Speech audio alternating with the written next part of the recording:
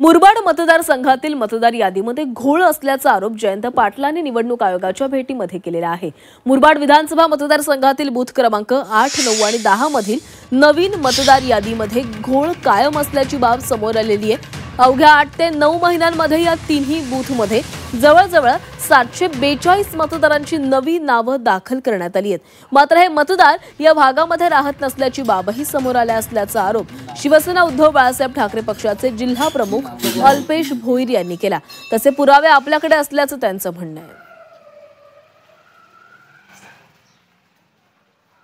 की विधानसभेला 8 number, 9 number आणि 10 नंबर तसे इथं 7 बूथ आहेत। पण मी 3च बूथचं प्रामुख्याने इथं दाखवतो की 8 नंबर मध्ये विधानसभेला 1119 मतदान होतं, जे आता प्रारूप यादीमध्ये 1384 झाले।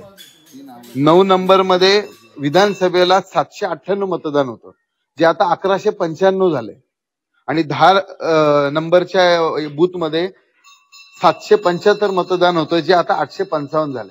म्हणजे या 3 बूथचा जर विचार केला तर 2 मे 2024 ते जून 2025 या 1 वर्षाच्या कालावधीमध्ये या खडवली परिसरामध्ये जवळपास 750 लोक नव्याने राहायला आलेले आहेत।